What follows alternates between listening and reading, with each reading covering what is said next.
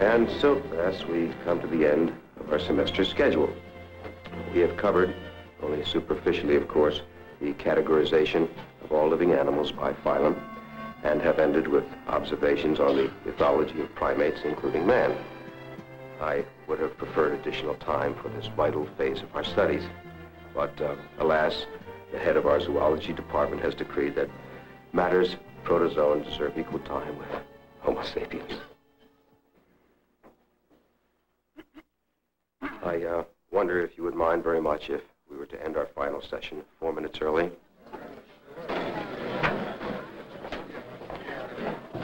Gee, that's the most reaction I've gotten out of this class all semester.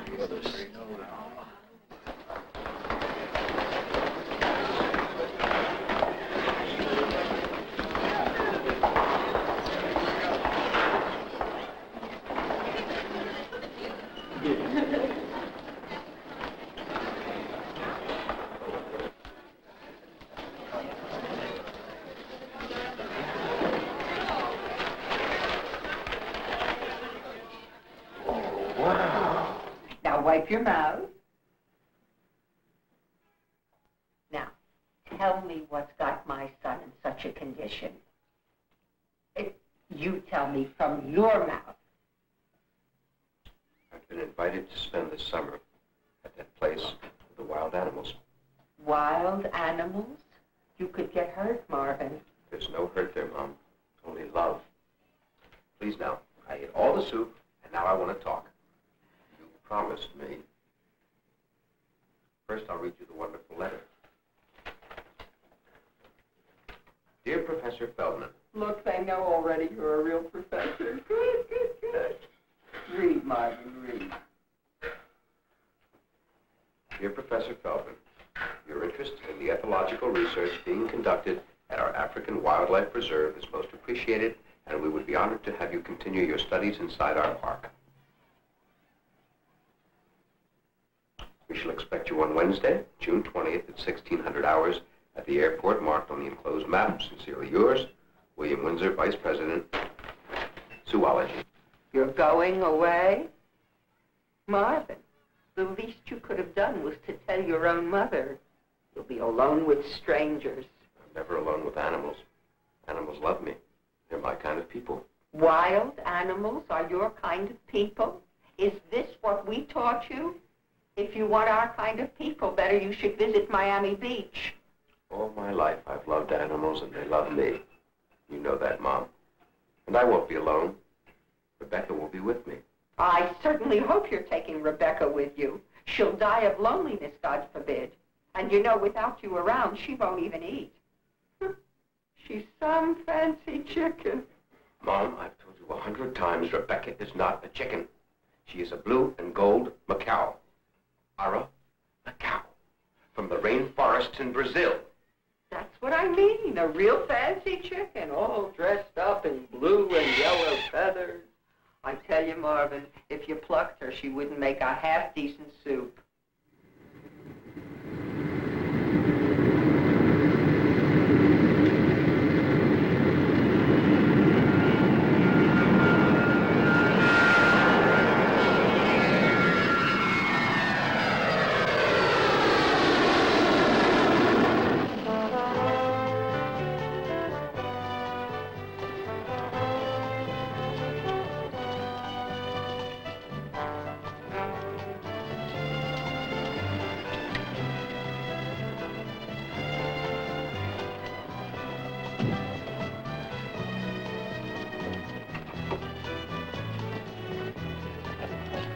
Don't look so worried, Algernon. I wasn't going to forget you. Come on.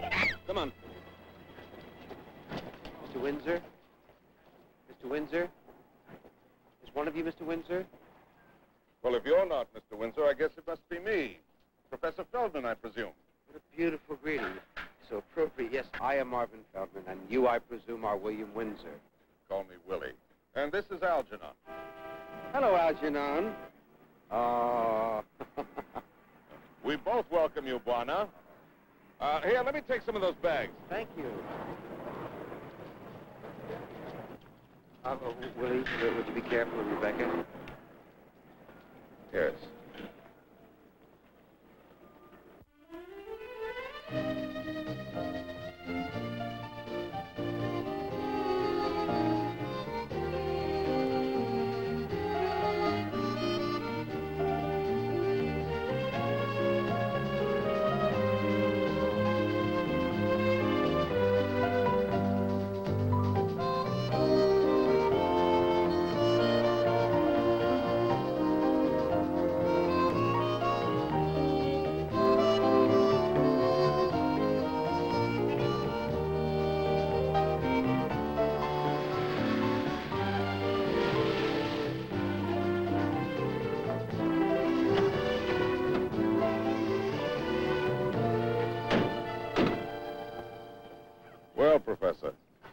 hope you're prepared to meet our tribal chieftain, Harley Worcester.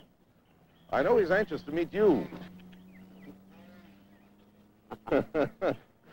I never saw Algernon do that with a stranger before. I think I'll sue for alienation of affection. He's really taken quite a shine to you. I guess animals just seem to like me. Cats and dogs are always following me home. Mom never lets me keep them. They drive Mom crazy. You see, she has this allergy for everything except chickens. Rebecca passes as a close relative. Shall we?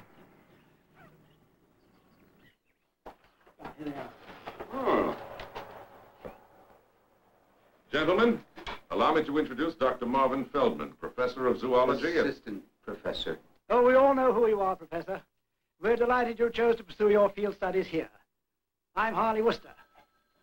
Excuse me, sir. Yes, sir. And I'd like you to meet Professor W. Walker Dredge of the University of Serengeti. Dr. Dredge, I'm really honored. I have all of your books. So, you're the chap who's been buying them. Was wondering who it was. Looking forward to working with you, old man. Thank you, sir. You may call me Walker. You may call me Feldman. We mustn't forget our distaff side. This is the little lady who really runs the place. Professor Feldman, Miss Minerva Doyle. Charmed. Gentlemen, It's happened. It's finally happened. you mean? Yes, yes, a beautiful new baby scimitar horned oryx, female, that's just a few minutes ago. Come on, I'll drive you there. Forgive me, Professor, but it isn't often that we're blessed with the arrival of a female on the rare and endangered list. Let me introduce you. Professor Feldman, Miss Alison Stewart, our Public Relations Director. I'm not the female on the rare and endangered list. He was referring to the baby oryx. Anyway, Professor, welcome. Your arrival has certainly been a good omen for us. Yes, well, I'm certainly glad. Congratulations, Stewart. Call me Allison. Yes, if you'll call me Feldman. Marvin. Now, enough of this. Let's head for the reserve and inspect our latest baby. Here, I'll take him, old man. Come on, Algernon.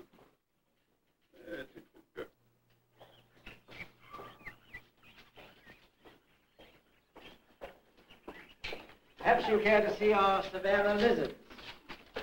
We keep them in the nursery to better control the heat and humidity. Oh, beautiful.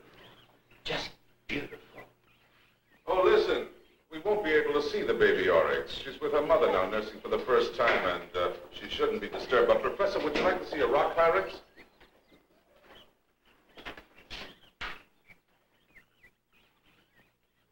Ah, yes. Hyrax procavidae, as opposed to tree hyrax or dendrohyrax dorsalis. I've only seen pictures before. Most people find it hard to believe that the hyrax is the only living land relative of the elephant. Quite right. Actually, there are 3 genera of hyrax and 9 species. I would say that little fellow's family comes from the Sinai Peninsula, in the Old Testament, better known as conies or dasyes. Here's our darling lion cub. There we go. Oh, wow. Come. Oh, wow. Oh, you're beautiful. Oh, if the kids back at school could only see me now. He certainly likes you, Marvin. All animals do, even Algernon, that fickle chimp. How you doing? Oh, do you think I could take him home with me tonight? I'll take good care of him and feed him. Well, I don't know why not. After all, you are a zoologist. Oh. We can pick him up later before you leave for the hotel. Okay.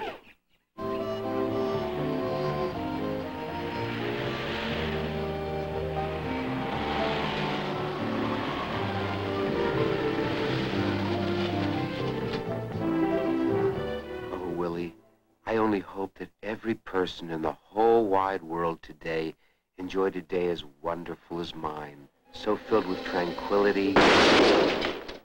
Easy, Bush, come easy. You won't reach the front gate before our wild dogs will be out. Filthy beast. They dine well tonight. Why did you spoil my aim? That dirty rat. He spoiled the whole deal. Big deal, so If he hadn't been so greedy, we could have taken over the whole country. win a country or lose a country. Relax. Relax. It ain't the end of the world. You're right, Jarell. Sure. You're right.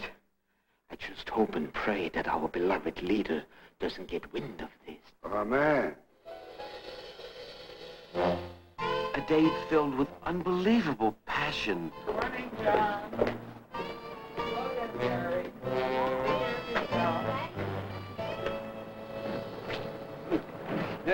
I just felt a twinge in my elbow. Really think it's gonna rain? Haven't felt anything in my knee. My elbow's pretty reliable, but then your knee ain't bad neither. And most important of all, a day filled with love. Warm, exciting love. Oh. Well, we're out of tea. I'll have to drink coffee. Dearest, you know how coffee upsets my Look, stomach. gourmet, coffee or nothing. If you want a selection of beverages, try the automat. Oh, the coffee is dripping on my shoes, honey bunch. My socks are wet, and my feet are getting very, very warm. So? I'd really appreciate it if you'd fetch a dry towel and maybe some shoes and socks dry. What did you say, Herbert? But now, dearest, don't be upset. I only thought that since I may have some trouble walking, you'd want me to be comfortable. Maybe the news hasn't reached you yet, Herbert Medley, but people of my sex, mainly ladies, have been set free! Anybody home? Innkeeper! Innkeeper! Really, there's no need to shout. Oh, sorry. You the room clerk? I serve the manager. I'm the room clerk at the present moment. Just about everything else around here, it seems. What can I do for you? I believe you have a reservation for a Professor Marvin Feldman. Feldman, yes. Feldman, spelled with an F, right? Oh, yes, here we are, yes. You're Mr. Feldman? No, he is. What is that? It's a lion cub, sir. Just a little one. A lion? A real lion? In my hotel? Out! Out! Oh, wait a minute, Marvin. Wait a minute. And that goes for your chicken, too. Excuse me for a minute, sir. May I speak with you a moment confidentially? Yes. If you don't give us that room, I am going to punch your head out. Oh, room 210, sir. And you will keep the lion from roaring too loudly, won't you? Yes. What did you say to him? Oh, I have my ways, Professor. It worked, didn't it? It always does. Have a good night's sleep, Professor. And if that cub seems a little frisky, don't worry, he'll be all right. Think you can manage by yourself alone? Oh, yes, of course, of course. Good man, yeah. Well, I'll pick you up promptly at 0600 hours. Sweet dreams, old chap. Okay. Thanks, Willie. Excuse me, sir, but could you tell me what time of the day or night is 0600 hours?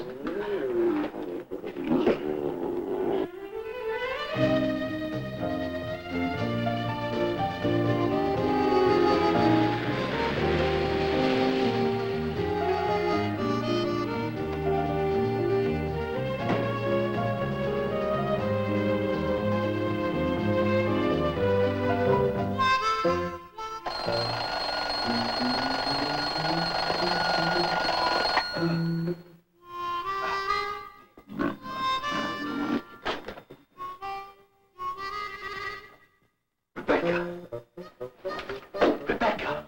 Oh, my God! He ate Rebecca! Marvin, old chap, it's 0600 hours. Wake up!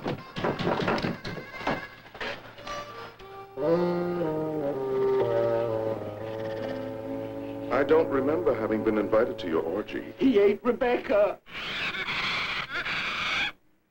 Oh, Rebecca. Oh, Rebecca, I'm so glad you're all right. Oh, Rebecca. Oh, you have to be careful around lions. Right. Wow. You didn't mean it, I know that.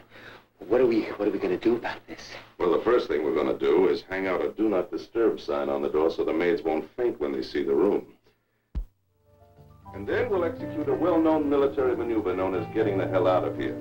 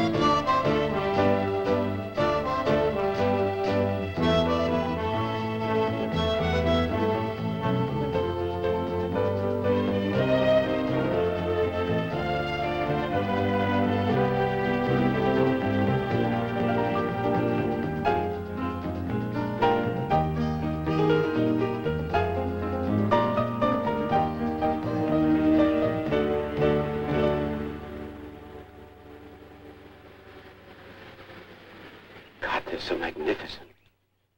Yeah. That's old Frasier's pride. Frasier? There he is, right over there. He's resting for a change. Oh, I know what you're thinking, Professor. Is that really an African lion or just a caricature of one, right? Well, he does look a bit worn out. Is he okay? Is Frasier okay? Marvin, old chap, every animal in the world, including man, should be so okay. He is about 17 years old, which, as you know, is the human equivalent to 80. And he keeps 7 big lionesses, count them, 7, purring happily around the clock. And they have blessed him with 32 cubs in the past 16 months. And 2 of his wives are pregnant now. No wonder he looks worn out. Oh, Marvin, take a look.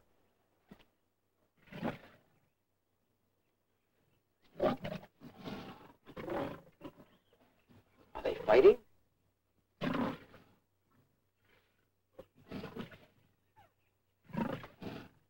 not fighting. They're not fighting.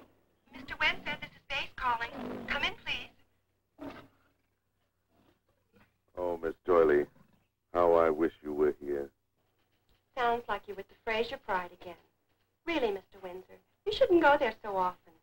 You know what it does to you. Windsor? Worcester here. If you two lovebirds are through twittering, I had an urgent message of business. At least I had when I asked Miss Doyle to face this call. Over. Sorry, Chief. Didn't know you were there. Over. Just had a call from the nursery. It's about that baby Oryx. Dr. Markowitz would like you to come in and take a look. Over. Nothing serious, I hope. Over. No, just an added precaution. Now hold your tail over there at once. Over and out. Let's go, Marvin. Wait a minute. I've got a better idea. Ranger Shields, come in, over. Shields here, Mr. Windsor, over. Why don't you come over and pick me up and take me over to the nursery? Over and out. Look, I'll only be gone for a short while, Marvin. Why don't you stay on here and continue with your scientific, research? Really, Frasier doesn't object to peeping Toms.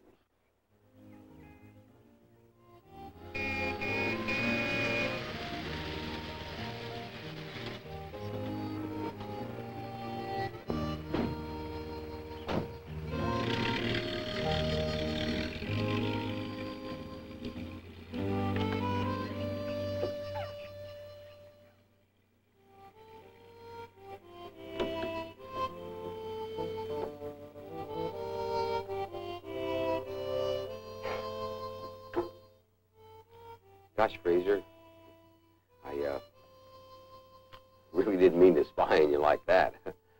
I really apologize. Thank you, Marvin. You know something? You're the first human being who's ever had the common decency to offer an apology.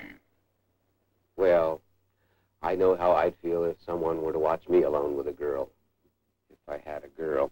Precisely. You've got deep, warm feelings. You really care. Oh, Willie Windsor, the other Rangers care too, but I got irritated when I heard him say that I didn't object to peeping Toms. Who's speaking? Now, Marvin, you're all right. Where are you, huh? Same place I've been since you started watching, right here under the tree. That's funny. I can only see Frasier under the tree. My name's really Wakambatu in Swahili, that is. But you can call me Frasier. Everybody else does. Jungle fever. I must be coming down with jungle fever. That's right. Mom warned me. Marvin, relax. You don't know how to drive. Remember? Yes, that's right. That's right. Bill Windsor, could you come back and get me? Because I'm not feeling well. Okay, carry on if you must, like a silly chimpanzee. And for one moment there, I thought, well, after all these years, I'd finally found a man I could talk to. Oh, well, farewell, Marvin. Could it be? Really be?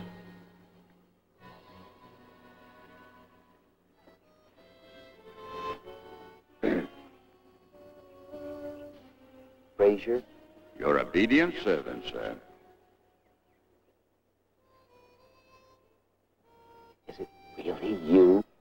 Yes, Marvin, it's really me.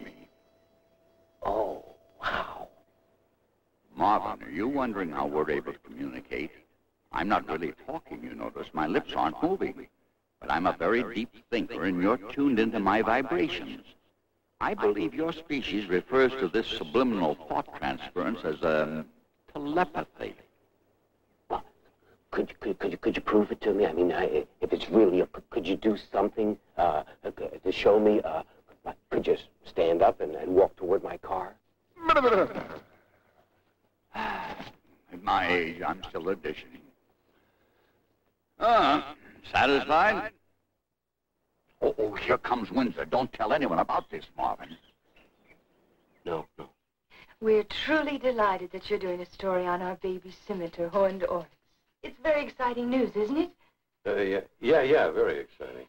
They're very rare, you know, almost extinct. We're really proud. Are you really interested in saving a rare species from extinction? Well, of course. Then how about taking me out to lunch and forcing some brandy down my throat? I'm fading rapidly. Well, I'll be happy to, but first, what can I tell you about the oryx? First, how do you spell it? O-R-Y-X. And you know where they're usually found. Yeah, in the Sunday Times crossword puzzle. That was a nice one. Well, Professor, how would you like to spend the afternoon? Care to study some interesting behavioral patterns out on Chimpanzee Island? Well, I wonder if, Willie, do you think that I could go back and spend some more time with old Frasier? Why, Marvin, you're a voyeur. No, really. It's just that, well, there's something about the old lion that's very beautiful and endearing. Yes, and I can produce at least 7 lionesses who can verify your findings. Then I can go? Why, sure. Oh, great. There's one other thing. What's that? I don't drive. Well, we could work it out the same way we did this morning. You could be out there by your lonesome, and when you're ready to come in, just radio the base. Could you show me how to use the radio?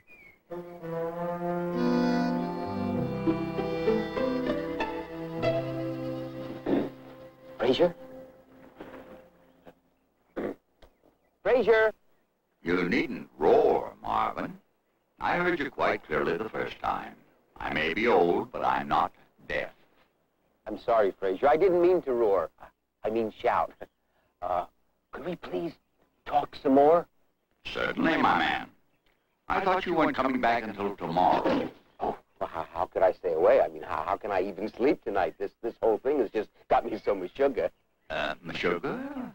I'm sorry. I mean crazy. It's just where sometimes when I get excited, I talk like my mother. A Yiddish mama. I've heard about the species, Marvin. I hear they're becoming extinct. Sorry, Marvin. You know about Jewish mothers? Crazy, you amaze me. What's to be amazed? Lions have mothers too, you know. And we've always gotten along with the Hebrew tribes. For a while, though, we did have some trouble, stomaching the Christians. Frasier. Easy, Marvin. Just having one of our little inside jokes. No offense. Kitty, really not now. Can't you see I'm busy? She's such a lustful lioness. Now, my boy, what would you like to talk about? Well, first,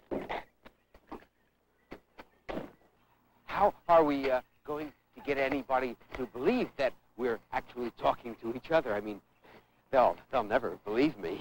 Is that so important to you? Why do you have to tell anyone?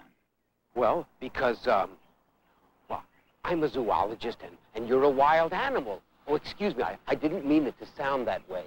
Marvin, if we're going to have to worry about stepping on each other's paws all the time, we'll never have any meaningful dialogue. Go ahead, I understand. You're so wise. All of mankind would benefit, and animals, too. It could open up a whole new... Yes, I see. If people could see us lions as we really are, lovable, instead of that awful circus poster image with fangs dripping blood and all. Those posters even scare me. Frasier, I want to know all about you. Your life, your... My loves. Yes, Marvin, you're a fine, understanding boy, and I think I'd like to tell you about my first love. It might help you, Frasier. Would you really? Here, you go ahead, and I'll take notes. Marvin, my first love was one of the most magnificent. This is Miss Doyley. Excuse me. Are you all right? Can you hear me? Marvin, please, if you can hear me. I just got into my office a few minutes ago, and, well, I could hear your voice coming over the radio. Your switch must have been left open. Marvin, are you all right? Marvin, stay right where you are. Don't move. Do what she says, Marvin. Relax. Don't move. I'm on my way. Marvin! You heard? They heard. They'll think I'm crazy. They're coming for you, Marvin. Now go quietly. Try to explain you have my permission. And then, if everyone understands, which I seriously doubt, we'll talk again tomorrow. Friends, Marvin? Friends, Frasier. Till tomorrow, then. Oh, here comes Kitty again, and she's not to be denied this time. Oh, Marvin, could you excuse us for just a moment? Now, dear, please. Dear, please. Can't you wait? That's right, Mr. Orley, no calls. And I don't have to tell you again to remain quiet, very still about this entire episode. Now, dear boy, you comfortable? Like a drink? No, I don't drink. But I do. And so do I. I can explain, really, if you'll just let me. We're letting you.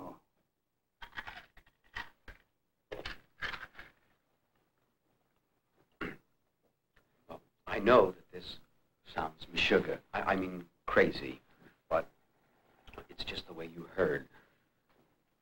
I was talking to Frasier, and more importantly, he was talking to me. Frasier talks like a person, speaks English? You and Miss Doyley, you heard us. Correction, please. I heard your voice, period. Right. I was talking to Frasier, and he was talking to me, and he was just starting to tell me about his first love when you interrupted. And now maybe he'll never tell me. Of all the people in this park, including the people who feed him, the people who administer to his medical care, why would he choose you, a relative stranger, as the one person with whom he can communicate? I don't know why. Wait a minute. Maybe I do know. He said something at the very beginning. He said that I was the first human being who ever had the common decency to offer an apology. Yes, that was it. An apology? An apology for what? Well, I apologized for having watched him making love, and he really appreciated that. Go on.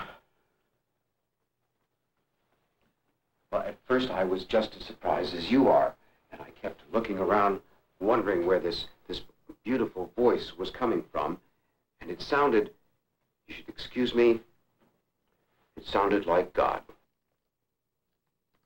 Oh, you heard from God, too. No, I didn't say that. Sorry. It's just that it sounded so rich and deep. Well, like it was coming from another world. And finally, I finally realized that it was coming from Frasier. How did you know that for sure? Well, I asked him to prove it. Frasier, I said, if you and I are really conversing, I want you to stand up, and I want you to walk toward my car. And he did that? Yes, he did that. Oh, what's the use? Frasier warned me you'd never believe me. So that's why he told me it was okay to admit the whole thing. Just another one of his little jokes. Frasier makes jokes, too. Yes. He's really very funny. He even jokes about the old days in the Coliseum.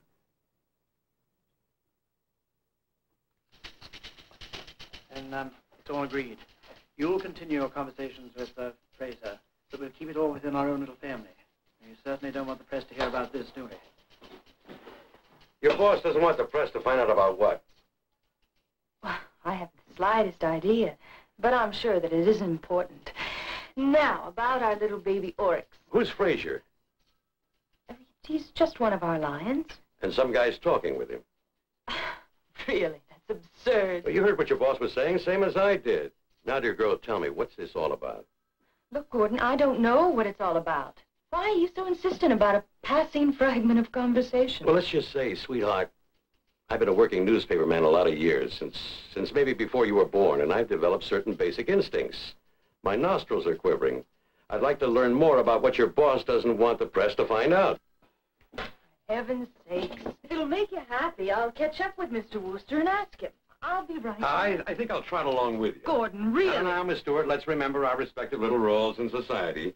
You handle public relations for a publicly owned company, and I happen to represent a newspaper with easy access to wire service, radio, and TV network. Yes, Lord and Master, you have made your point, and I have been properly spanked.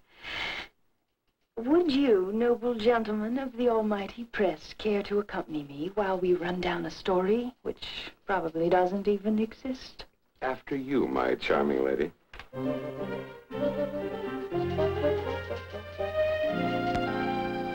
Chief, could I see you just a moment, please? Well, of course, my dear. Mr. Wooster, I don't think that you've met my guest, Gordon Fisher. He's a newspaper man. You know, writes articles for newspapers. Oh, yes. How do you do, Mr. Fisher? Delighted to have you with us. Miss Stewart is taking care of you in first-rate fashion, I trust? Which one of you guys talks to lions? Could you?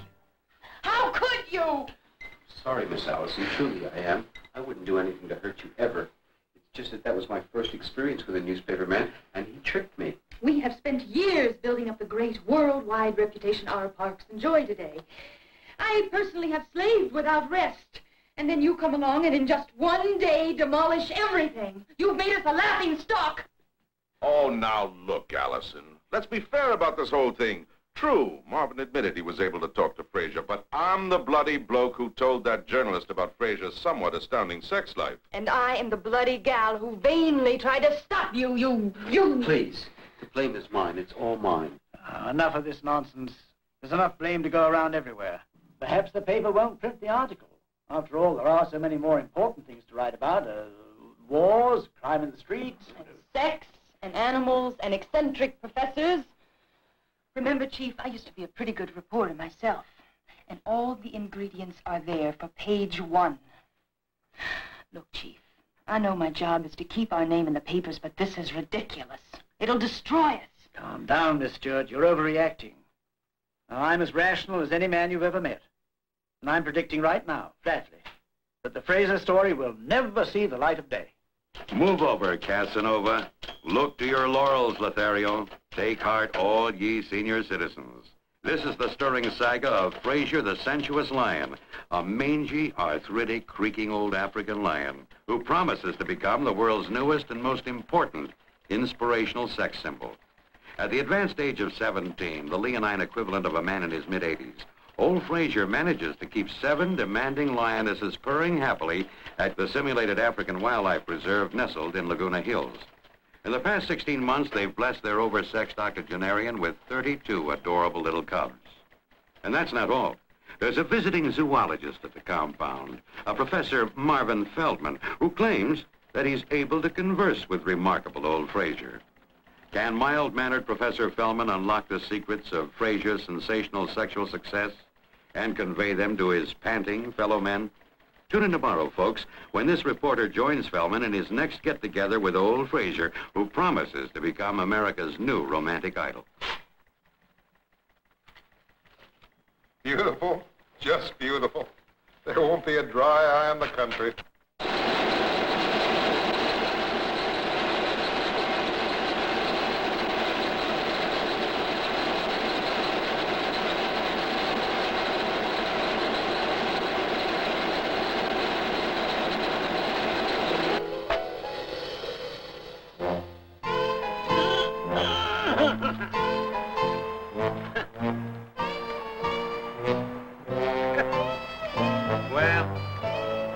I just don't believe it. Don't believe what, Mr. Parkin? Well, you read it. The paper says that there's this real old lion named Frasier out there in California. and they reckon that he's the same age as an 80-year-old man, except he takes mighty good care of 7 female lions, and they keep blessing him with young ones. My, that certainly is interesting. Isn't it, Elmer? Yeah. I mean, Mr. Parkin. You can call me Elmer.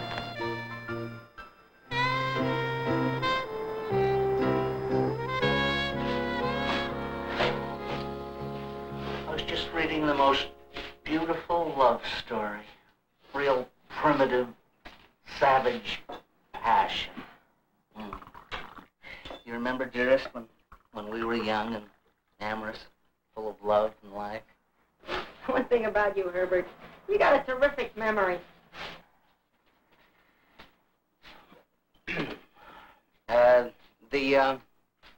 The children, I assume, are off to school? Yeah, so? Hortense, put down the toast and come here. Now,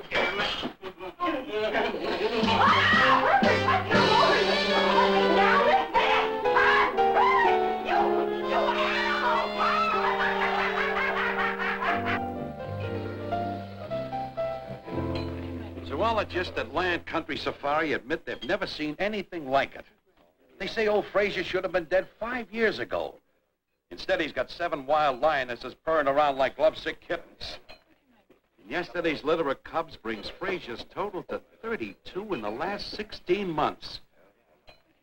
And his age compares with one of us regular guys in their 80s. I'm only 58. Hang in there, Herman. You want to play some poker dice? No, not right. No, I'm not ready. In fact, I'm not in the mood. Okay. Tell me again about the fun you had in Las Vegas. Well, there was this tall girl over there, and she was the most... Don't give up, Luigi. There may be a spark of hope. I just read where there is a very old lion in America who has a big harem, making lots of bambinos. Yeah, what are they feeding him? The paper didn't say. Let me know when it does say. I order a carton. Well, don't be despair, my friend. The paper also states that there is an American professor, a zoologist, who claims that you can converse with this old lion. Maybe someday you'll find the secret of eternal lovemaking from this old beast. Maybe the professor knows already and won't tell the rest of the world. Maybe he's sitting on top of a gold mine. You know something? I wouldn't mind having a small piece of that action. It's about the only thing in the world we don't control. What is the name of this professor who can talk with lions? Feldman, Your Excellency, Marvin Feldman. At precisely 8 o'clock tomorrow night, you gentlemen will produce this Professor Marvin Feldman in my study. You may leave now.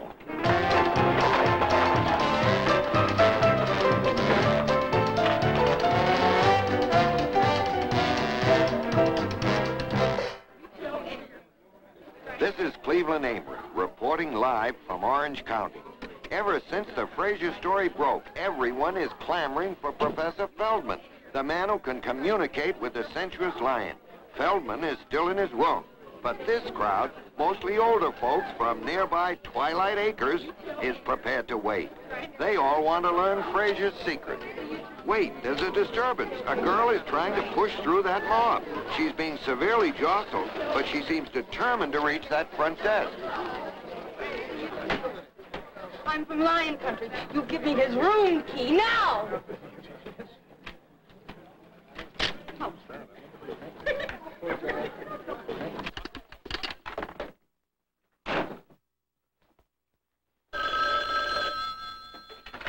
Wrong number. far as I'm concerned, Professor, this mob could tear you apart limb from miserable limb, and I would be very happy to help. But what did I do? Why is everybody after me? You mean you really don't know? For what? Please tell me. For years, we have been operating a beautiful wildlife sanctuary and proud of it. And now, in just a matter of a few days, you have managed to turn it into an X-rated sideshow carnival, that's what. I did that? Oh.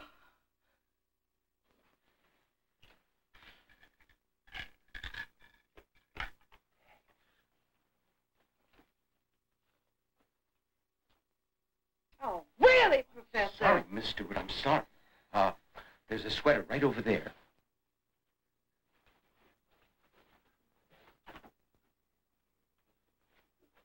All right, get up. Get yourself dressed. Let's get out of here. Operator? Operator!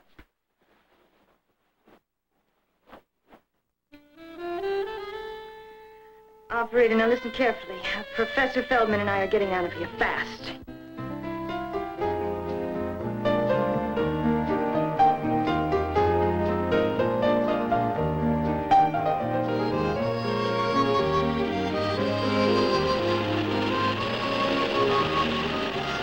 Oh, God.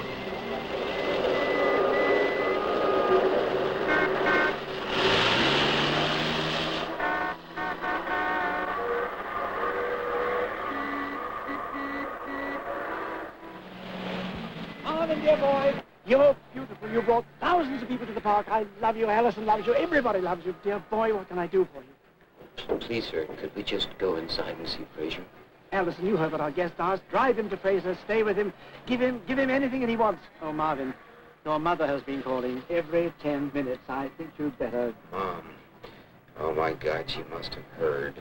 Tom, we can use the phone in my office. Hello, Mrs. Feldman. One moment, please. Your son is calling. Hello, Mom. This is... Marvin, my baby. What have they done to you? Nothing, Mom. I'm fine. Marvin, your picture in the paper. It's lost weight. Mom, I've been away from home only 2 days. I weigh the same. 2 days? How could you get into so much trouble in 2 days? Mom, I'm not in trouble. I feel wonderful, marvelous. A person doesn't get in the papers unless there's trouble. Marvin, what's going on? I can help you. They found out I can talk with a lion named Frasier. Frasier?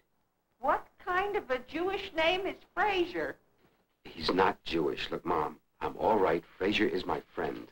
Listen, son, you'll bring him home Friday night for supper. I'll be able to tell whether he's a real friend. Mom, I can't bring him home, and I can't talk now. I must see Frasier and explain. To a stranger you can explain, to me you can't? Oh, Marvin, what have they done to you? Mom, I'm fine. I'll call you tonight. Goodbye. Goodbye. Marvin! Yes, Mom. Please, eat something.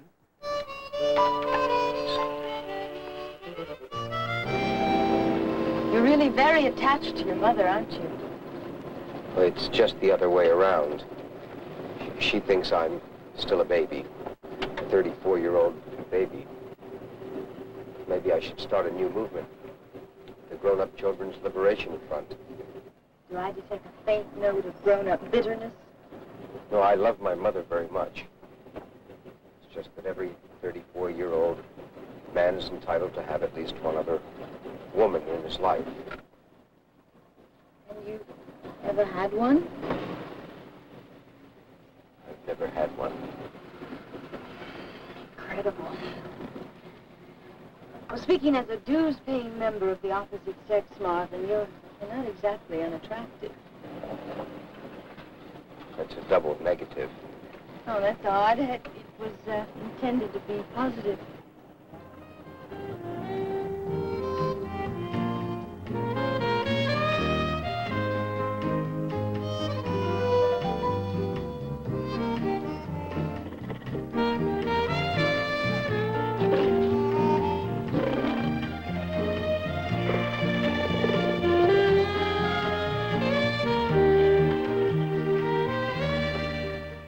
morning, Frasier. Good morning, Marvin. Marvin, are you... Shh, he's talking to me. Didn't you hear him? No, Marvin, I didn't. But that doesn't seem to matter now. The important thing, the beautiful thing is that you're able to communicate with each other. Please go on, I'll be still.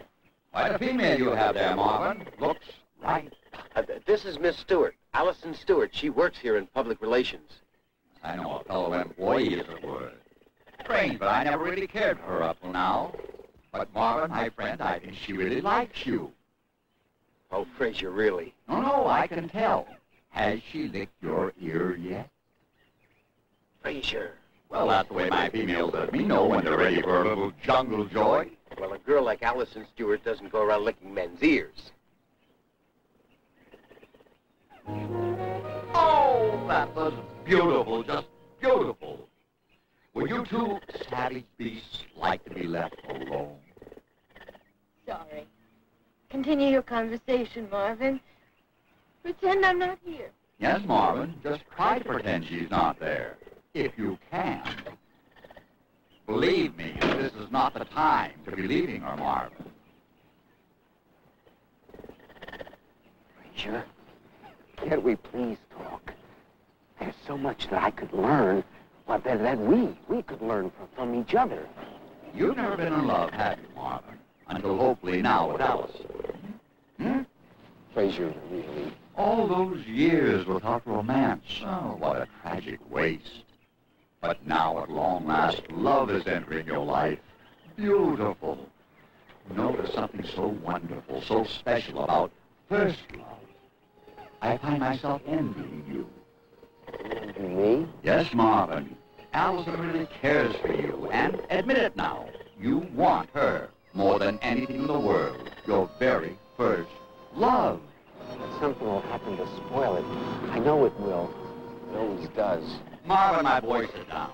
You have so much to learn about the female of the species. Lesson number 1, relax. The chase is over and you've been bagged. Enjoy it. Your thorniest problem now is how to break the news about Allison to your mama. Boy, I'd love to eavesdrop on that scene. Lesson number 2. You and I, Marvin, we are mere males. We have little to do with the setting the time or place or degree of romance. The gals do it all. We're as helpless as newborn cubs. Thirdly, don't rush the process of natural maturity. Let it happen. When I was young, I couldn't seem to relate to any of my peers, much less those of the female variety. I wasn't an attractive cub like the others. I was shy, painfully introverted, very much alone. Couldn't seem to make friends. Frasier, my friend, I know what you mean. All my life has been that way, too. My only real friends were, and are, birds and animals. I always felt so lonely, so... Inadequate? Marvin, you are not inadequate, but you have convinced yourself that you are. You've developed character traits consistent with the demeaning image you've always had of yourself. Just look at you, schlepping around, timid, uncertain, afraid to assert yourself. Marvin, you have a fine mind and a completely healthy and functional body. I have? Well, I hope so. Most importantly, you've been blessed with a warm and beautiful soul. You would radiate love if you would only permit yourself. Marvin, I'm going to help you find yourself. Your true you. Now, the first thing we're going to do is to change some of your habits. Those perfumed things you're always popping into your mouth. Throw them away. You smell like a French bordello. There's nothing wrong with your natural breath. Fine. That'll do for openers. Now, Marvin, what time is it? Well, it's about 10:15. No, it's really 10:16. Marvin, listen to me. I want you to close your eyes, then move the watch hands round the dial. Go ahead now, do it.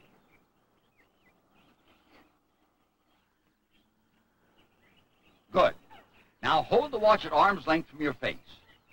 Now open your eyes and tell me the time shown on the watch. It says 4:20. Oh, you see what I mean, Marvin? You can read the dial without putting the watch inside your eyeballs. Am I getting through to you, Marvin? All right. Splendid, my boy. Now, settle back, Marvin. Watch those shoulders, no slouching, and listen to me. I'm going to talk about love. My first love. Well, it all began that golden day. In a secluded meadow I had found. That golden day when I first came to understand what life is all about. While the other young lions would run off into the bush together, playing at learning to become mighty hunters, well, I would stay behind, admiring the butterflies and sniffing the glorious flowers. It was so soulful, so serene. And yet I was feeling sorry for myself. Marvin, loneliness at times can be so achingly oppressive, and I wanted so desperately to love and be loved. And then, that memorable morning, it happened. There I was in my meadow, when suddenly I realized I was no longer alone. I looked up, and there she was, the most magnificent young lioness I had ever seen. Her fur was the texture of spun gold, her eyes those of a gazelle. I thought I would melt. I wasn't prepared for the raw drama that followed. It happened so quickly. 2 huge males came into view. Strong, brash, arrogant. They must have been following her.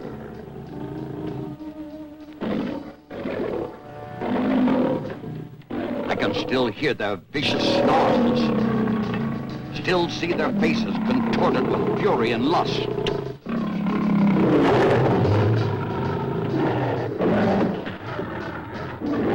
I'll never forget how they fought over her.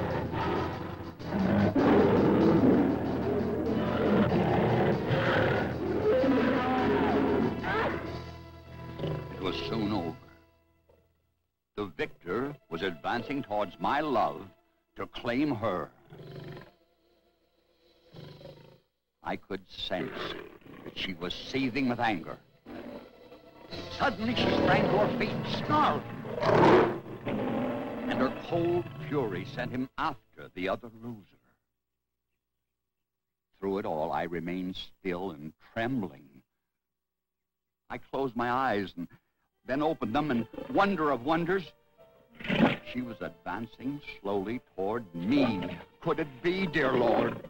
Could there be a love light reflected in those adorable eyes? My heart was pounding. She came closer, very close now, and she nuzzled me, and then lay down beside me. Aching with desire, I looked at her through misty eyes and knew that I had found love, the essence, the true meaning of life.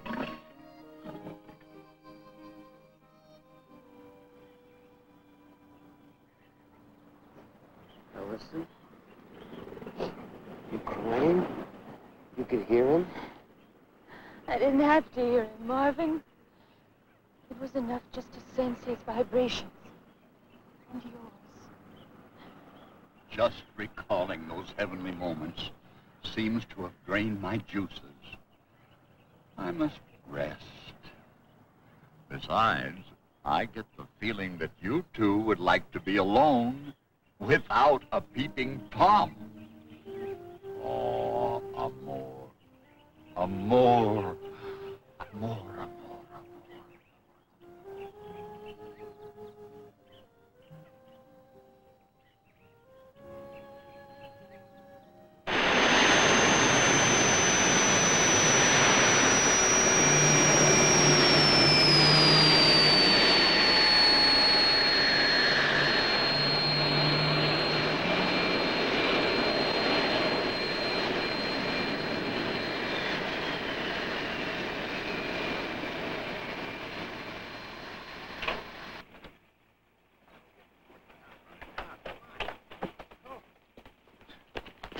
Come on! Let's forward.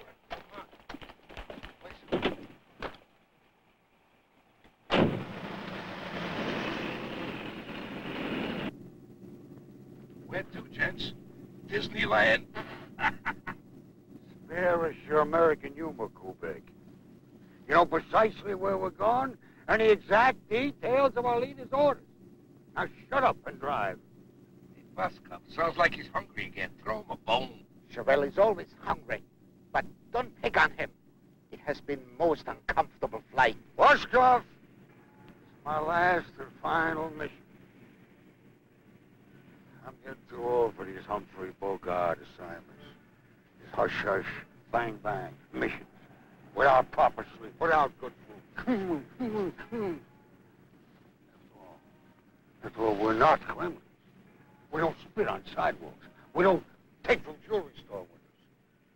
Why must we sneak around? Sneak around like fugitives, landing on the airfield by candlelight. Candlelight! Believe me, a fella could get hurt. A fellow could also get rich. Stop complaining already. If only I wasn't so hungry.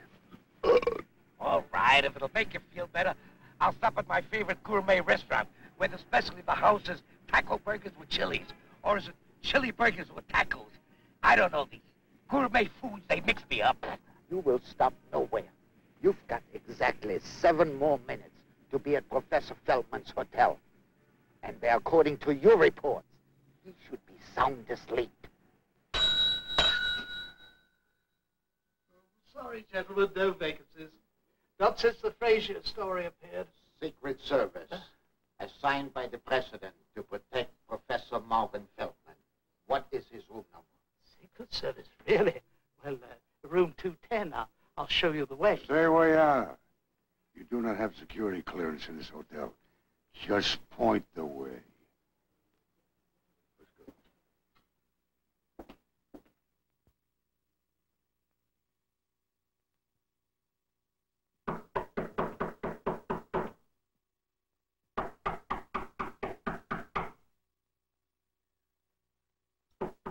Who is there? Open up immediately. Open up? Who are you? Vasco and Chiarelli. Chiarelli? No.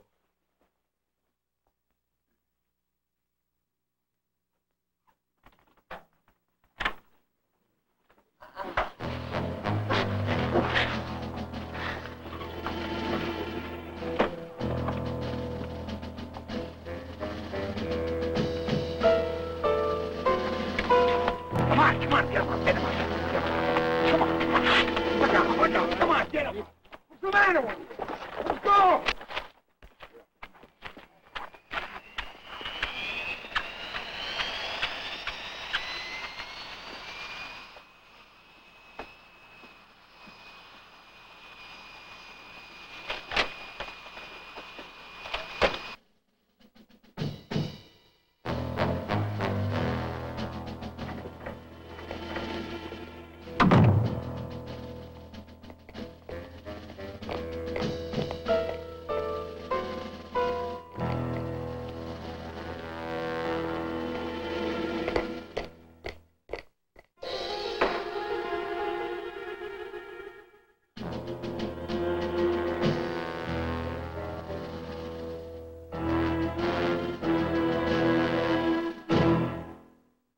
Welcome to our humble estate, Professor Feldman. Where am I? Who are you? All in good time, Professor, all in good time. But first, would you care to have something to eat? To drink? I would, Your Excellency. You always would, Chiarelli. Leave us. Please. I think you will appreciate this superb Havana. It was made especially for me in the Vuelta Bajo area, Pinar del Rio. I don't smoke. Oh. You are quite right, Professor. This particular cigar has slipped somewhat in quality. I see that you are a man with a highly sophisticated palate. You are very wise. Obviously, you are a man who is very much concerned with his health and would never do anything to jeopardize it. But now to business. You love your lion, this Frasier, very much, eh? Very much. And he is what age? About 17. Which in human terms would be? About 85 years old. Why are you asking me these? Please, Professor, in time. Now, you must excuse the indelicacy of the next question. Is he really as romantic as I have been led to believe? Every 30 minutes? Well, I never counted. It wouldn't be nice. Mon Dieu.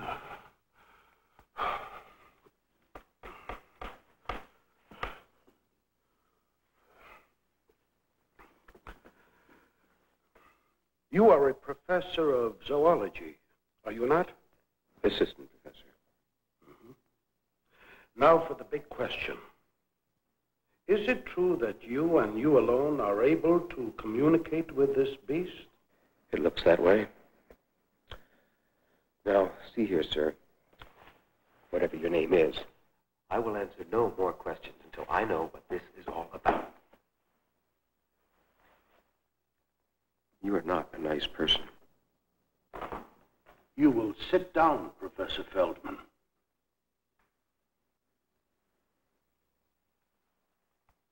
And you will listen carefully.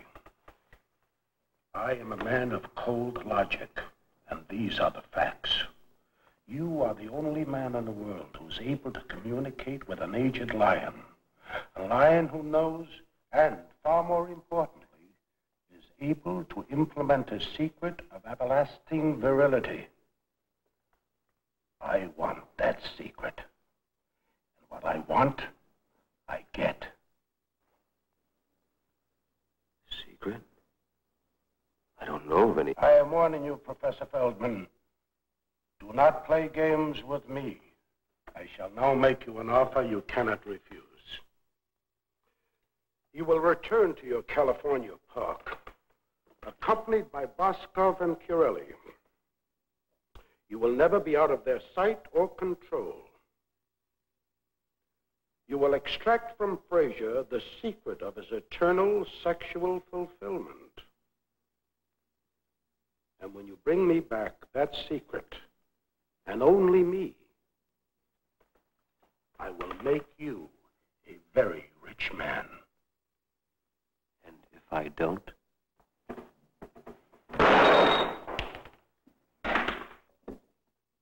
Frasier dies like a dog.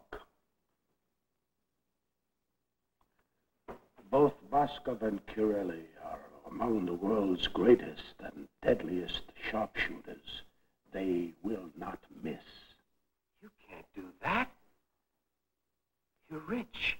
You have everything in the world. Why would you want to... You fool! What good are material things? Owning castles, yachts, big corporations, even entire nations. If a man can no longer enjoy the favors of a woman, desirable woman. Boskov and Curelli are fools, too. They think I covered Frasier's secret so that I can control the world market on whatever it is and sell it to others. Because of my wealth and power, they regard me as strong and ageless. But, Professor, I am a mortal man, approaching the twilight years. I want to live. I want to make love for decades to come. You will help me. Me? Help you?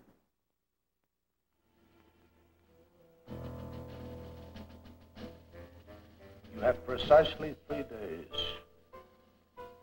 In 3 days, you will obtain Frasier's secret and bring it back to me. 3 days, no more. Or Frasier is dead.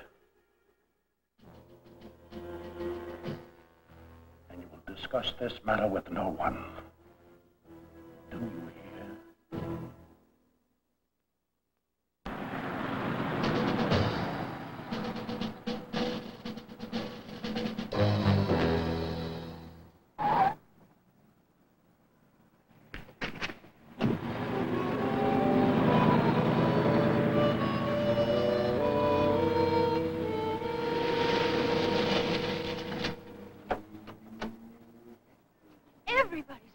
looking for you. Where have you been? Oh, darling, are you all right? Speak to me. Yes, I'm okay now. Come on, I'll put you in the car and we'll go back to the office. Oh, no, I can't. We mustn't. Would you please just drive me to my room? Now, Marvin, all you need is some nice hot chicken soup, and you're going to swallow every bit. Allison, please. Just 2 more spoonfuls. Please, no more. Just 1 more. You heard me. I said no. Now put down the soup. Now listen to me. Allison, where are you going? Come back here. Yes, darling. Just a minute. What are you doing? Oh. Allison,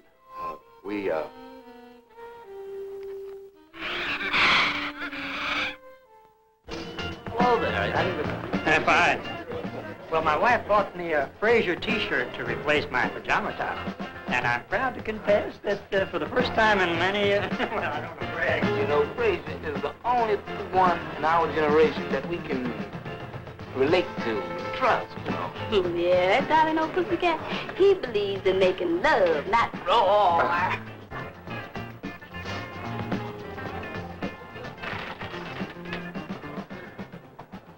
You've got it down to a real science, haven't you? You just sit back, real cool, and take your pick of the litter, right? Come on, Diane.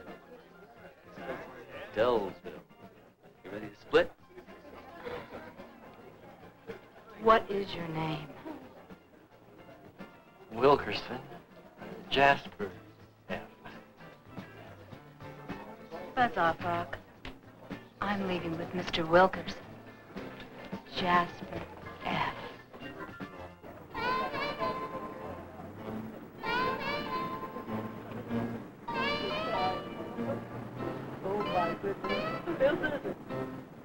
It's time for your morning medication, Mr. Parkin. Oh, I've had mine.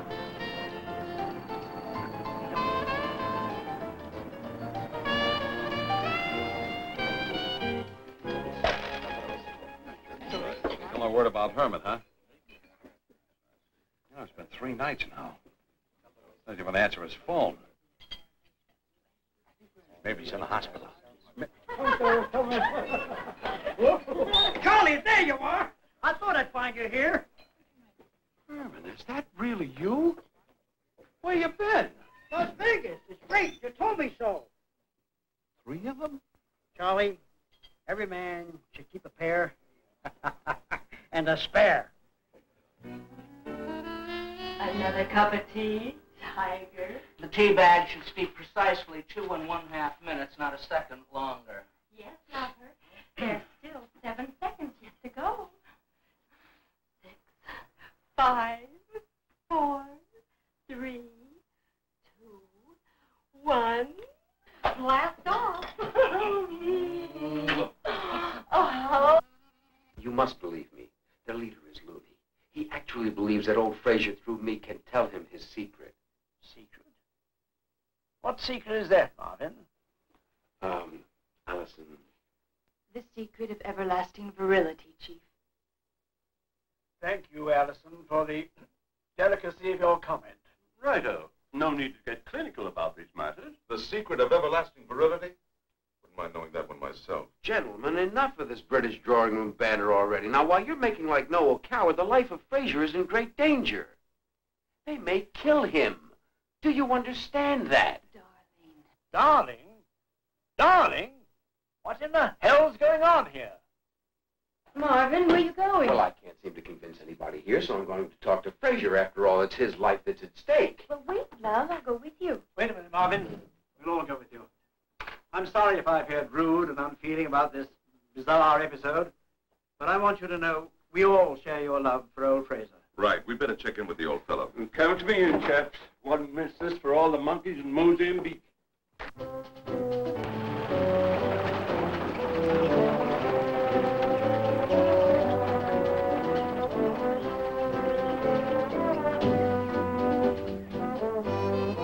We're have you been, Marvin, my friend? I've been worried about you. Thank you, Frasier. I've been worried about you, too. Your friends aren't exactly bursting with joy either, are they? Still don't believe he really talks to me, do you? I don't really know. Of course they don't believe he really talks to me. What can I do to prove it? Marvin. Huh? Perhaps I can help. Now, please pay attention. I want you to give me commands as you would a pet poodle. Go ahead now. Frasier, we are among infidels. You're not including dear Allison in that category, are you, you sly young fox? No, certainly I'm not including her. Then go ahead. Let's convert the infidel. Tell me to stand up and walk 4 paces towards your car. Now be firm about it. Frasier, I want you to stand up. Oh, dear. Oh, that's pretty good. Pretty good for an old fella.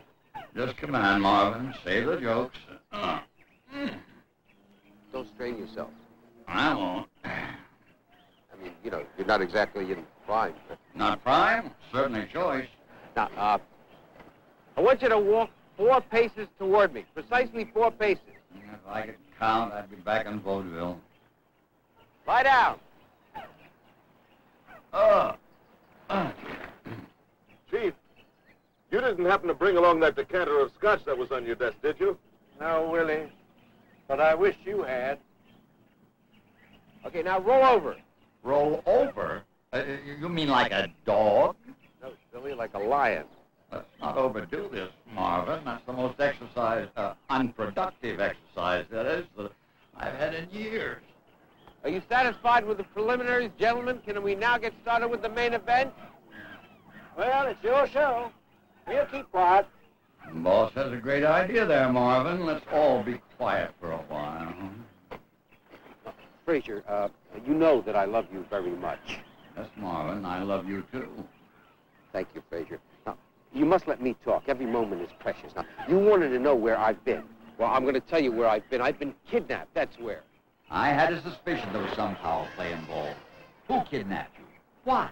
Well, I don't know his name. They just called him the Man. He's very rich, very powerful. He owns entire countries. I have a hunch I know the answer to my next question, but I'll ask it anyway. What does this rich, big, powerful man want with a professor of zoology? Well, he wants to know your secret. My secret what? Well, you know, the secret of your, The secret of your everlasting virility. Takes a woman to get right to the point, doesn't it, Marvin? What did you tell him? Well, nothing. I don't know your secret. I don't even know if there is a secret. The only secret I know is that I love to make love. So I keep making it. Look, Frasier, I just love your droll sense of humor, but believe me, this isn't the time for it. They are deadly serious. Deadly, as in bang bang? Yes, deadly as in bang bang. Now, Frasier, they would gladly kill for it. Kill? Kill who? You? Me? Who? You, me, anybody. Look, the Man has his 2 top henchmen here, and they are armed with high-powered rifles with telescopic sights. Now, I have 2 days to learn your secret and tell them. Otherwise, they're going to shoot to kill. Any idea where they be now? No, I don't know. I mean, they could be anywhere. They could be right up there with their gun sights trained on us. Frasier, what are we going to do? Stay cool, man. One thing about us cats, we stay cool. Stay cool. Oh, please, Linda, not now. Can't you see I'm entertaining guests? Have you no shame? What's that? Oh, I see. All right, precious, just simmer down now. Go back to your post and stay alert. Yes, honey, I love you. Truly. Marvin. Marvin, old buddy. We just have a news flash. Listen carefully. One of my wives, Linda, just brought me a bulletin.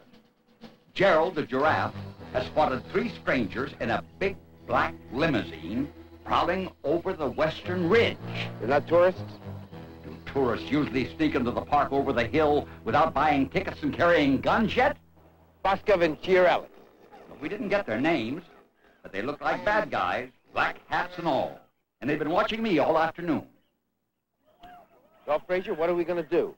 We're going to trap them, Juana Feldman, just like their ancestors used to trap my ancestors in the African bush country. First of all, now, please relax. They know that we must be talking, but who knows about what? I might be telling you my secret of, what did Allison call it? Everlasting virility. Those PR types really are something with words, aren't they? Hmm? No. Here's another one of my darling mother errors.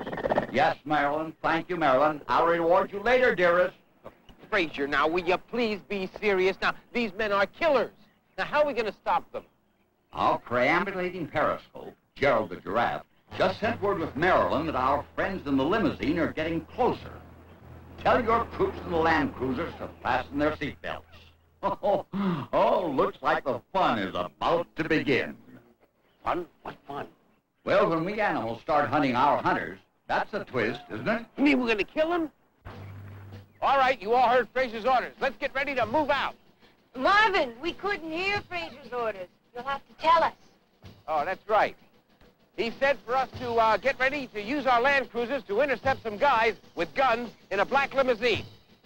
Willie, do you think we've been out too long in the tropical sun? I think we better do as we're told, Chief. Way back when I was a young man in Africa, I learned never to argue with a lion, especially one that was poised for combat. Okay, orders have been transmitted, sir. All present and accounted for, sir. How's that again? That's what we used to say in the quartermaster corps, sir. Look, Marvin, in the name of Androcles, enough with this military shtick already. Yes, sir. And stop saluting. This is not a chicken outfit. We await your orders, sir. Oh, my, it's going to be one of those days. Okay, Lieutenant Feldman, tell your troops to remain on the alert. What's happening? Tell your friends to keep their eyes on the river road. There's a big, dark limousine sneaking along, going in the wrong direction. We better radio the Rangers and tell them to get the tourists out of the way. Good thinking, Marvin. You people get them cornered, and then my wild bunch and I will move in for the kill. Kill? Relax, Marvin. Just a figure of speech. All right, now, get going. Move over. But Marvin, you don't know how to drive. Never mind, there's no time like the present to learn. Oh, my love.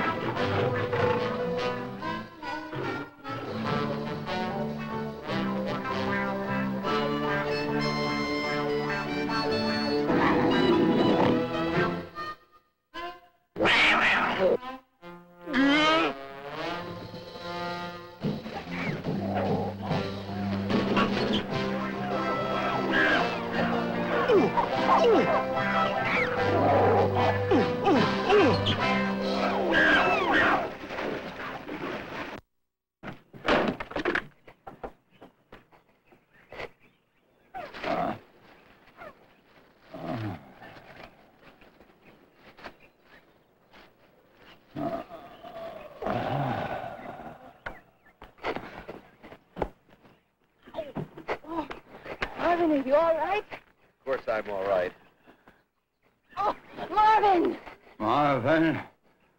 Marvin, over here. Oh, quickly, please. Frasier. I'm afraid I've had it, Marvin. Frasier, don't die. Please don't die.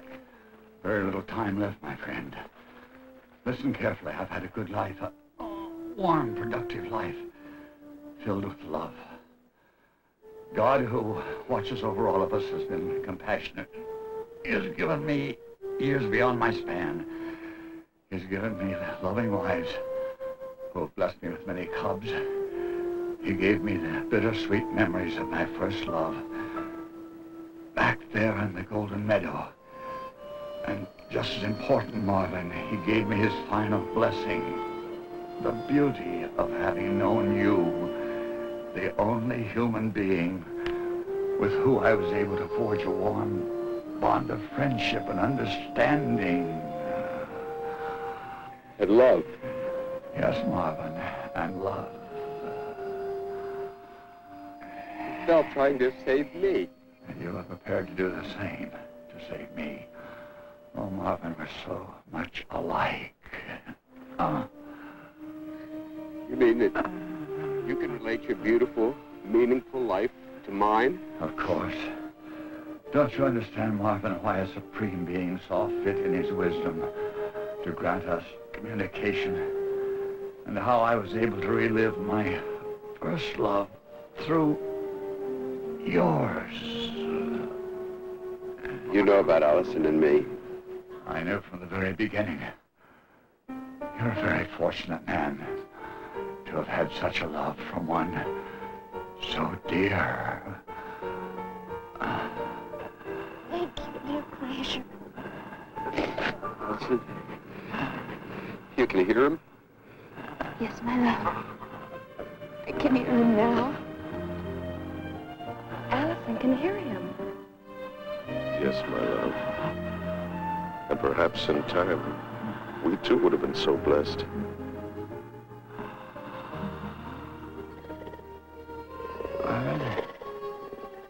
Yes, Frasier. Promise me. Promise me. Promise me that you and Allison will look after my youngest cub. Be his friend, too. Love him. Teach him. Marvin, please. Teach him? Yes. All animals could learn so much from each other, Marvin, if they would just pause and take time to reflect and understand. What is the secret? One word, Marvin. Love. One of your fellow human beings, the writer Dostoevsky, said it all. Remember his words. Love all God's creation. The whole and every grain of sand in Love it. every leaf. Every leaf. Every ray of God's light. God's light. Love the animals. The animals. Love the plants. Love everything. The plants. Everything. If you love everything, you will perceive the divine mystery in things. Divine mystery. Once you perceive it, you will begin to comprehend it every day.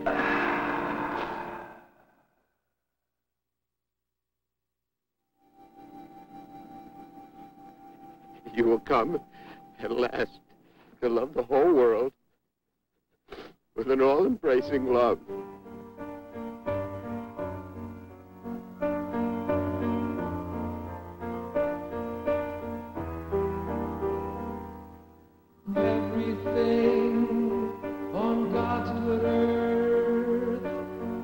its place and special worth. Love of trees, love of sky, loving everyone that passes by. Once you feel it, don't let go. Let that love inside grow and grow. Then